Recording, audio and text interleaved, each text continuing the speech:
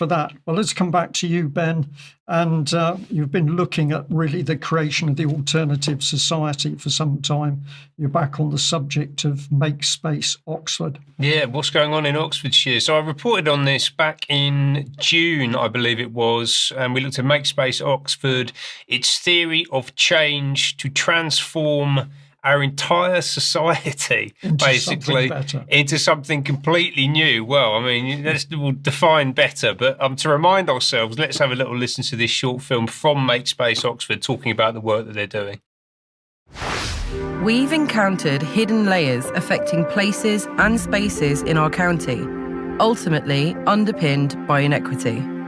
Want to know what they are? 1. Values and beliefs.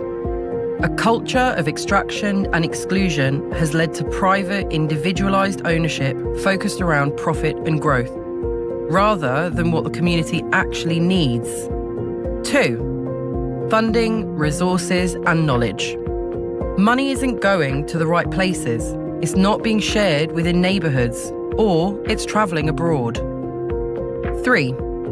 Contracts, systems and processes. Business owners are struggling with complex laws which are out of date and inaccessible. We can see that the land and property system is not working for people or our living planet. So what's our alternative? The Makespace approach. Our mission is to unlock spaces and resources, build capacity within communities, influence local governments and power holders to transform the land and property system together. Collaborating locally and nationally, we're working with those developing demonstrator neighbourhood hubs, large spaces that bring lots of groups together to imagine and prototype alternative futures by creating new forms of social and civic infrastructure that's democratic, regenerative and interconnected. They already exist in one form or another, but now we want to go deeper.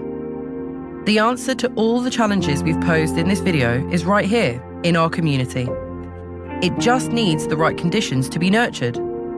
Makespace Oxfordshire is one part of that process, by helping to create the places and conditions for people to thrive. Join us as we build an alternative future, centering community wealth, climate resilience, and fostering cultures of care and connection.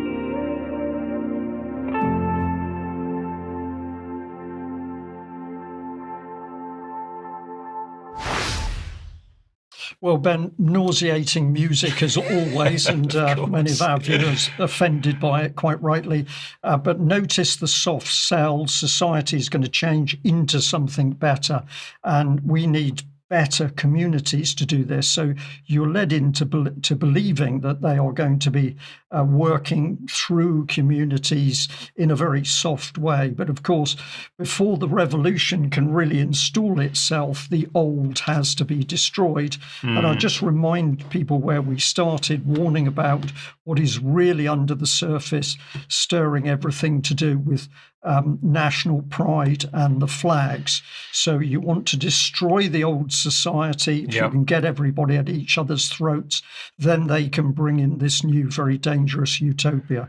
Exactly. And while everyone's getting upset outside of migrant hotels in Epping or elsewhere around the country, this thing is being built in the background as we speak. Absolutely, yeah. And this is communism, basically. It's the 21st century variety of communism. Woke corporatism, basically, is the term that I've arrived at, because you have communist ideas brought to you by international corporations, and those two things are working together in parallel. And this has been going on since 2021. And there's this document that one of their reports, and they have up in the top left-hand corner, it says, "Meanwhile in Oxfordshire." And for me, this speaks to what's happening here, right? Because they're deliberately orchestrating chaos around the country. And meanwhile, they're cutting to a different scene in the story. And you have to understand that what's playing out on your TV screens is a story, is a narrative. It's been scripted, and I think that this document explains that really well. So they kicked off in 2021. There's been a whole process that they've gone through, and ultimately they are seeking to actively engage in the total wholesale transformation of our society from top to bottom. They're still at it, believe it or not. Of course they are. And they've just announced this little event coming up in 10 days or so, 16th of September, so a couple of weeks out.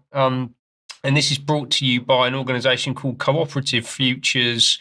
Makespace Oxford are in the mix as well. There's always a kind of network of these things, making it more difficult to pin down. But ultimately, this is all about delivering the UN Sustainable Development Agenda. Funded by UK government, of course. Funded by UK government. Makespace, the chair of Makespace was a senior civil servant until she stepped down the week after. The day, I think it was, that I did that initial report. I can't remember if I mentioned that on the news before. So what's this all about, this event coming up? So it's about providing one-to-one social business development support, free training workshops, peer support groups to the people that are engaged in building this new communitarian system. A lot of it centres around this, which is the introduction of this thing called a community interest company, CIC, which is essentially a new type of business. And if you provide a link, you can go and have a look at the page on the .gov website. But essentially, CICs, they're limited companies which operate to provide a benefit to the community they serve. The purpose of a CIC is primarily one of community benefit rather than private profit. Importantly, introduced by Blair in 2005. So this has kind of been sat in the background. It's really being elevated at the moment. And it's actually being used by a lot of people in the freedom movement, I've noticed. And I think that there might be an issue here. I think this is a trap. I can understand why people are going for this structure, but there's something to do with the way it's constituted, where you have to pass a community interest test. So a CIC must satisfy the regulator that a reasonable person might consider that the CIC's activities are or will be carried out for the benefit of the community. So when you've got the regulator involved, reasonable people that have been educated in the right way, potentially, that are signed up to this system. I think there's a control component here, a compliance component that is going to come back and bite people with this structure. I think this is a really important part of this new system that they're building. One example of the CICs, and really crucially in terms of who is coming into the country in order to build this new system, is this organisation, which was part of the ecosystem around this event coming up on the 16th, right? And this is really important. African Families in the UK. CIC. The vision of AFI UK is to equip African and other ethnic minority families in the UK to take their rightful place as fruitful members of our society and to make the most of the available opportunities in their adopted country without adversely affecting the strong family and community networks that Africans are known for. That's interesting, right? Because they're doing everything they can to undermine family and community in the UK, but when they're bringing people in from Africa and elsewhere, they're going to do everything that they possibly can to avoid undermining those strong family and community networks, because those are what make communities robust.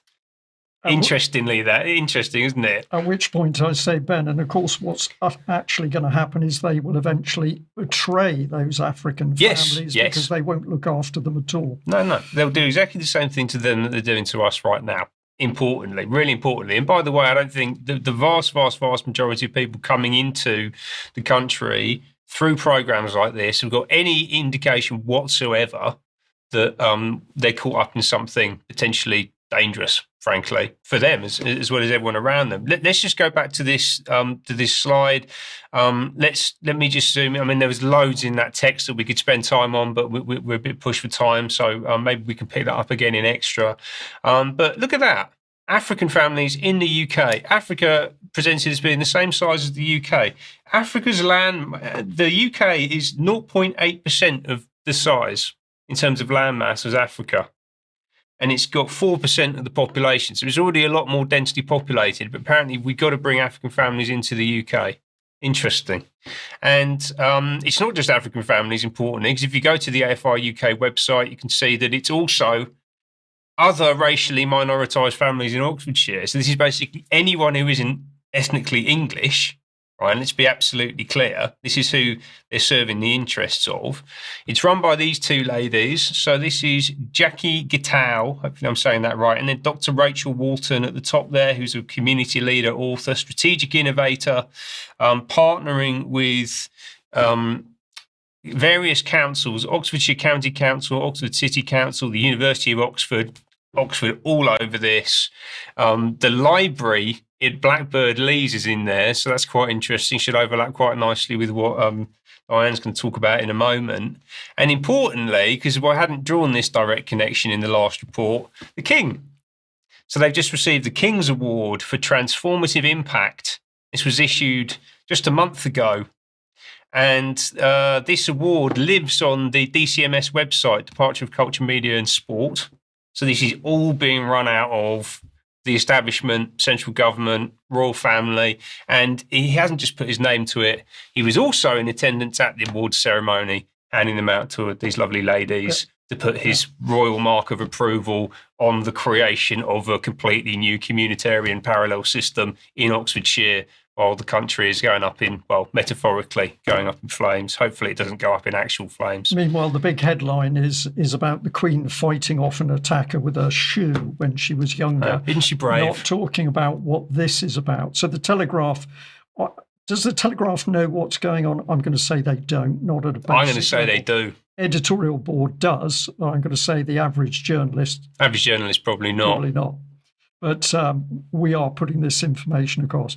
Have you got, was that the final? That is me.